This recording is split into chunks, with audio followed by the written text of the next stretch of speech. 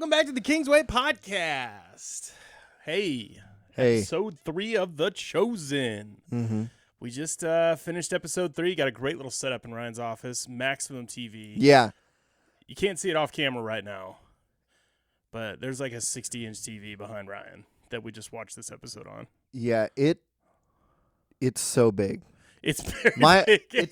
If you set it on the floor, it's about a quarter of the floor space in my office. That's maybe a little exaggerated, but not that exaggerated. It's bigger than this table by a long shot. It's a quarter of the free floor space in my office. Yes, which isn't just propped up. That's not a ton, but it's a lot. Yeah. So let's just get right into it. If you're along this journey and you're coming up with us, we're in episode 3. This is Ryan's first time. This is my second time. Didn't keep the Johns or Jesse this time, but we're here. Mm-hmm. I just want to know, just like straight up, like if you're not watching, first of all, if you haven't watched it, the spoilers. All right, we're gonna talk through the episode. So like, if you haven't seen it yet, pause this, go watch it, come back. But let's just get into it, man. Like, first reactions. What were you thinking? Like, what were your thoughts for this episode? This just continued to solidify that this is my favorite cinematic depiction of Jesus ever.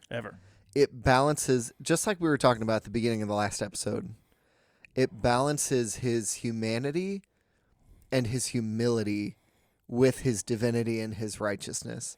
Like that, and that's what I loved about this. This was the kids' episode, in case you haven't seen it in a minute, where he kind of almost makes, just out of their volunteering, he almost makes another 12 disciples just out of kids who are just like interested. Mm-hmm. And he's teaching them or has them recite the Shema. He has them help him with his work, but as he's doing it, he's teaching them the Lord's Prayer. Yep. He taught that he told the Elisha she-bears story. Yep. And man, this is like in the least bad way. He is so much more funny and relatable. Yes. Which would make him not stick out at parties with prostitutes and whatever, and tax collectors and sinners and. I've seen this this is the episode I've watched the most. I've gone back and watched this episode. Yeah. Because it was the episode when I watched through it the first time. This is when I started binge watching it. Like, after this one, I wanted more. Like, I was like, I have never seen a Jesus depicted this way. And it felt so right. It was so, and this sounds terrible, so attractive to me. Like, you're so right on that. I was thinking back to all the other depiction of Jesus I've seen. I've seen only the bloody parts of Passion of the Christ, but then some other like movies, even in Bible college, they'd be like, this scene from the Gospels. Let's play a movie clip of this sometimes. And it helped, but that Jesus in those depictions never would have made kids be like, hey, Jesus, we want to hang out. Yeah. This one does. He's like... The kids are anxious every day. They're like wanting to be there. And that's where this show could have flopped if they portrayed Jesus wrong. Yes. Well, in the second morning, it wouldn't be believable. When they wake him up. Like, anyone that has kids, like, I am like, yes.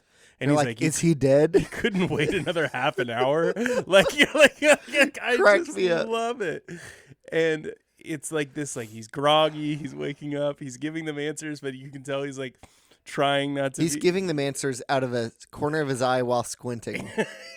It's like, I guess you could help me, you know, like, I mean, it's so true. And I never feel like he's betraying his divinity through the whole thing. Yeah. Like, there's just never a break in like, here's human, here's God. It feels so intertwined. Yeah. I didn't realize this, and maybe you picked up on it, but I feel like they bridge that so well in this by showing his agony and these deep prayers, and then these wounds that he's getting from like his work, and like these. Seeing Jesus bleed not from the cross might be the first time I've seen that in a movie or show. I jokingly said that at the beginning, where I was like, if he cuts himself, like, you know, like, is that like he's not inerrant now, like he makes mistakes, you know what I mean? He's a blemished lamb. He's a blemished, you know, like, but then later he has like this like it looks like a rub mark from carrying that thing, and it's like this blister that he's like putting an aloe on or something, and there was like 3 or 4 moments like that where he makes that lock and key, and they give you like the Bible college like, oh, it's good. And I'm like, and then it aligns with the kids ask him what he does, and he's like, I create things. And I'm like, oh, snaps. Like, I'm like, it's all Genesis 3 callbacks. Like, where I'm like, the part that stabbed me in the heart, and we both looked at each other when this happened, but I knew you knew it was coming, was when he was assembling that thing they had been building all day. I think it was a lockbox in his tent at night, and he just like put it all together, and it clicked into place. And he's like, it is good. I was just like, oh, dude. Genesis 1. Dude. And he unlocks it when he says it. He's unlocking this locked thing. And the symbolism and like all of the things that they're tying together in that moment, I was just like, this genius. Like, it's so good in the way that they did that.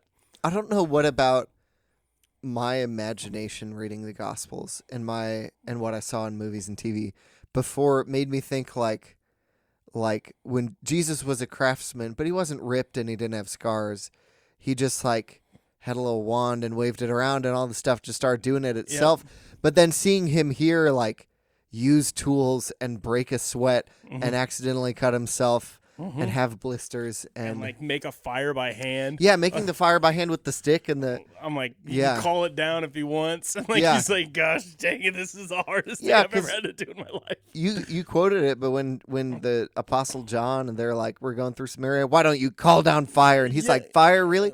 But he doesn't say, I can't do that. Nope.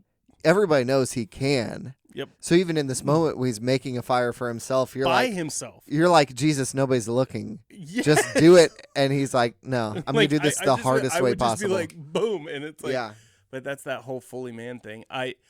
There's two little parts of this episode that get me every time.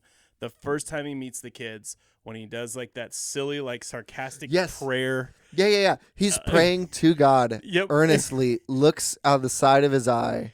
And it's like, sees these kids. And then it's like, and God, if there are ever two children hiding behind a rock, like give them the courage to say shalom. Like, I'm like, it's so funny to me. But that how he goes from that, which is sarcastic, to going to like almost not irreverently, but almost slapstick by making those fart noises and being like, that's not a goat I hear back there or sheep or whatever. Dude. That was the moment that I started to fall in love with this Jesus. And I say this Jesus, but this depiction, like those fart noises, I went, that's what a good youth pastor does. That's what a good children's pastor does. Like they connect with children and they laugh and they joke and they play. And it wasn't in a gross way or a demeaning way. It was silly. It was just silly and fun. And it pulled these kids in. And it feels like when you know somebody who's just pretty reclusive, pretty to themselves, pretty quiet, and then you like go with them to the Humane Society and they see a puppy and they're like, and use that little voice. It feels like that's out of character, but also I love it. It feels like Jesus, it's not out of character for this Jesus, but feels like that moment with him all the time where you're like, you're a man, you're a Jewish man, you're a teacher. You could start swatting people and crushing their hopes and dreams like everybody else is. But he shows unexpected grace and just like love and all tenderness. These. It's tenderness. Because that's the best word for it. He swings back and forth between this like teacher with them where he like acts like an uncle or a father or a Jewish teacher. You know, he's like, because the very next line he sends to those kids in that scene with the fart noises, he's like, it's unsafe to be walking by yourselves. There's some bad men around, but just so you know, I'm not a bad man, and he's like being an adult with them. Like he's not just joking around. Like there's two sides. And I love that you pointed this out, but he teaches them all these things through this episode. And he's like just walking with them, just spending time with them. They're showing up and he's taking advantage of the opportunity to hang out. And I love how their questions, it's like if you took the 12 disciples and you turned them into children, but the questions are almost the same. At the beginning of that scene near the end, like middle-ish end, where they're all around asking questions, and the boy's like, he pushed me a bunch, so I pushed him so hard. Yep. Yeah. But I think right before that or right after that, he's talking about who he is and what he does. And this one kid just keeps going, why? Yeah. Why? And I could see him getting slightly perturbed, but never even contemplating being mean. Yeah. Like I could summarize it this way. He always seems like he has time for them. Yes. Which is like more than any adult today. As a parent, I'm like, how do you do it? Like, you're like, I'm going on a it? vacation tonight. But he's just like values them like they're customers in a store. He values them like he has time for them. He'll drop what he's doing or bring them along with what he's doing. Yep. But he's never like, I don't have time today. At worst, he's like, sorry I was gone too long. Yes. And that kind of value on what are probably, especially that girl. So girls couldn't go to Torah school. Yep. You kind of see that from the episode. He's poor. She's poor Jewish girl. Yep. So not an adult, not a man, not educated in the Torah in Torah school. Like he gives time.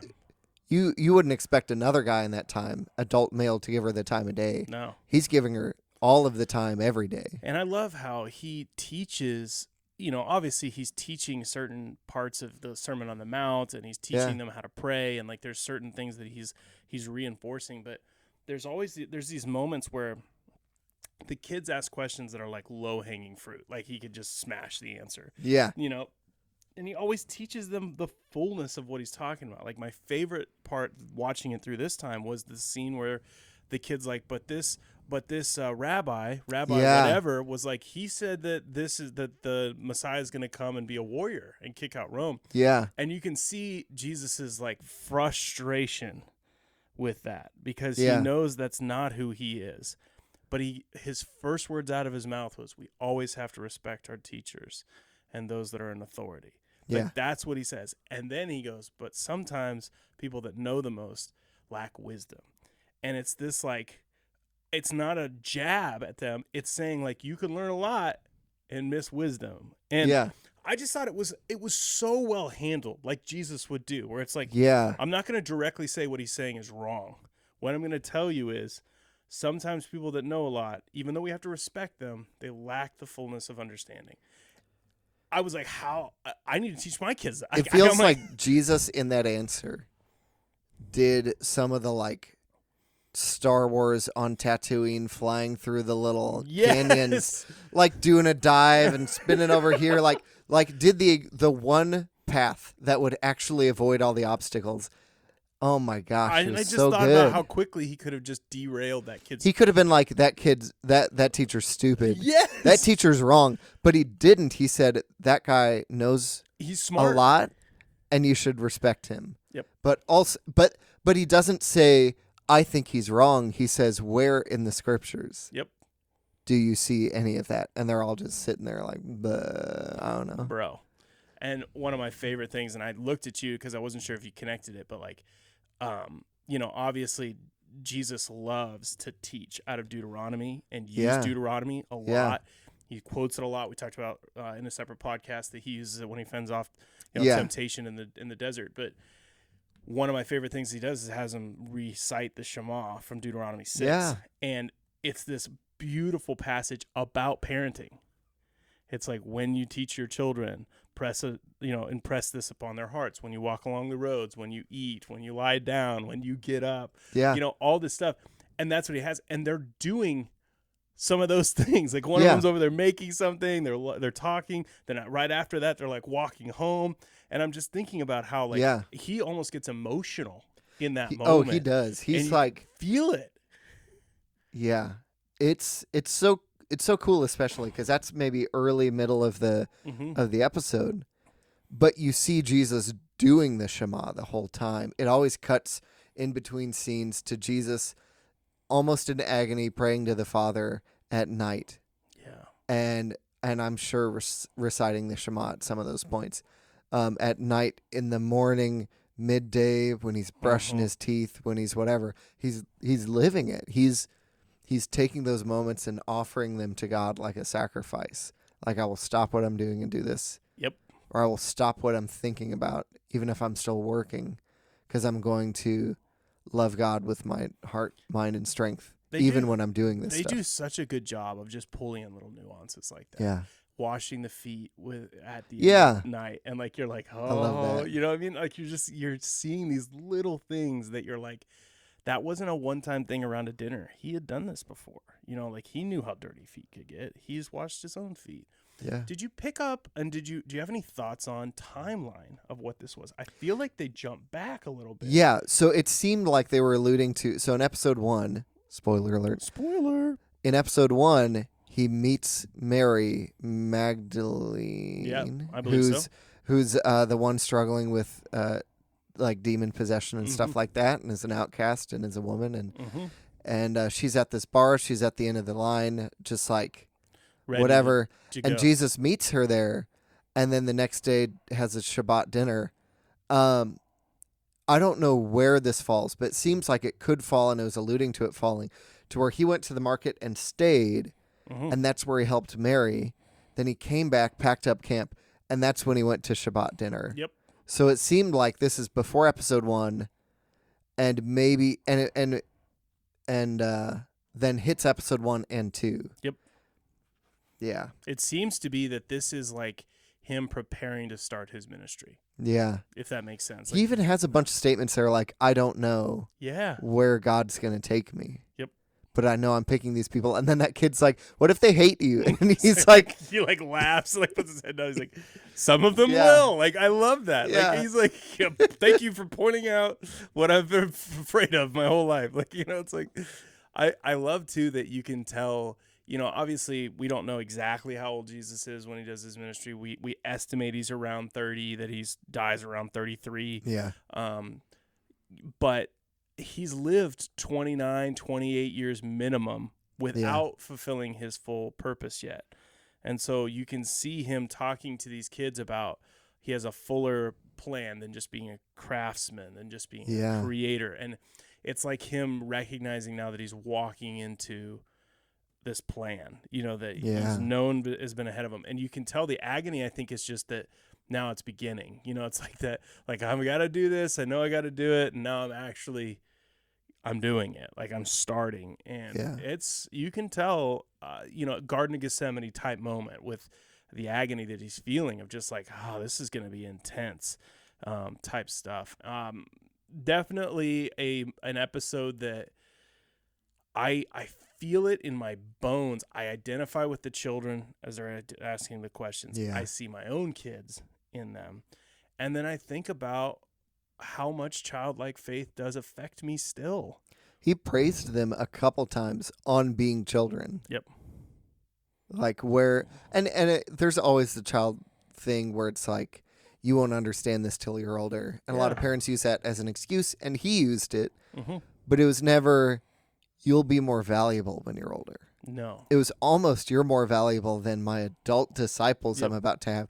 When he was like, I hope they ask the questions you asked and listen to my answers. I was like, oh gosh, yeah, I know. In my mind, I'm like, some of them might, like, yeah.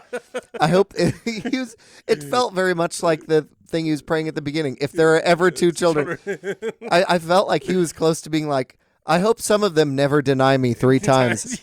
Yeah, like it definitely has. Like, that tone where he can sense and feel and recognize that this maybe is going to be difficult and there's going to be obstacles, and he's like, golly, these kids, they just love me so well, and like, this is going to be easy. And then I can just imagine him as nightly prayers like, Father, couldn't these be my disciples? Yeah, he's like, let's just work with these guys. But then like him and the Goonies walking around Just like, I watched a piece of the Goonies the other night. That's why you say that. What? Who's the chubby kid in the Goonies? Chunk? No. I can't remember. He always does the almost said shuffle. Isn't it Truffle? I can't remember his name. I almost said Tubby, and I was like, now I just sound like a 5th grade bully. What's up? Anyway, but just like imagine him instead of Peter. Yes. Or him instead of John, like, call down fire on Samaria. Just like, you look dumb. I think it's funny that this episode I would have never thought to make. Yeah. I would have never thought this was a valuable enough space to kind of take a whole episode and really revolve it around. Yeah. But I think you're going to find it, I at least did, going into the next few episodes, incredibly helpful to kind of see what Jesus is up against, because these kids have no preconceived ideas beyond what they've been told. Yeah. But if you've been told that by that rabbi that the Messiah is going to look a certain way, and no one's ever told you to treat people any different than what you've been taught, that's what his older disciples have been taught for years. And so he's riding up against this basically preconceived idea of what he's going to look like, and then this ritual idea of how to treat people in adults. And it's hard. These kids are still in that formative age where they're ready to take on new ideas and change how they think. And because he says it, he's like, what if everything we've been told on how to treat people is wrong? And they're like, oh, you can tell as like a 10-year-old, you're like, oh, maybe. As like a 30-year-old, you're like, everything? Like, you know what I mean? Like, you're like, I don't know. So as a 30-year-old, you've seen how it's worked out for you. Yeah. These kids are like, that's just what my dad told me, but they're about to, in the next 10 years, run into major obstacles. The 30-year-old's like, I'm gonna be taken advantage of. Like, I was already taken advantage of while trying to find justice. If I don't pursue this, like, like, what's gonna happen to me? I'm just gonna be run over 1,000 times. That's a really good. This doesn't have much to do with the episode, except for when Jesus was like, "Why don't you try being a peacemaker? There'll be whatever." Oh my gosh! But that's a common question in our world today: violence and basically saying, "If I act like Jesus, won't I get stepped on?" Yeah. Yes. And the answer isn't no. Yeah. The answer is you might. Jesus got stepped on pretty hard. Absolutely. And God really loved him and everything he did. Mm-hmm. I mean, the truth of the matter is, do you value the people in front of you enough to love them as much as Jesus did? Yeah. And that's when you have this forbearance, when you have this grace, when you have this, what I would say godly tolerance is forbearance, where someone's ignorant of something that do you punish them for not knowing that thing? Yeah. Or do you help them understand or give them grace? And Jesus has a lot of that in these episodes. And I see that in the Gospels too, but I never see that in he just always seems awkward. I keep coming back to that. He always seems awkward. Yeah. Every other portrayal. But in The Chosen, he seems like a real freaking person. It's like this real person that then he sticks out in all the right ways. Yeah. And everybody keeps going, even the kids are like, who is he? Is he a prophet? Like, is this another person? Like, and that one kid's like, I bet he's a murderer. He's way too nice for that to be truly who he is. Yep. But he's helping us or having us make weapons. And you're like, kid. And but that's like the whole point is like they want to be there, they want to be around him, but they recognize there's something different going on. Hey, I hope you enjoyed episode 3, and I hope that you're going to continue. I want to remind you, these are coming out every Tuesday because that's kind of our intention over the summer is kind of push these. So every single week we'll have another one coming out. Feel free to jump ahead, go ahead, but come back and watch them as they come out. I know that Ryan has been patiently watching these, trying to catch up. But this is a sacrifice of praise. It is, man. I really have enjoyed going back through them with somebody, and I'm enjoying. And I'm sure we'll have other people that'll join us along the journey too. So, hey, again, love you guys. Remember, continue to learn, push into resources that challenge you and help you grow. And, experience that full life at John 10:10 that we're pushing for. Put these out to hopefully give some flesh to who Jesus is and the divinity that he has for sure. And feel free to share these with others. So hit that like button, hit the subscribe button if you feel like it, and leave a comment if you caught something we didn't. Yeah. Have a great and glorious day in the Lord. We'll see you later. See ya.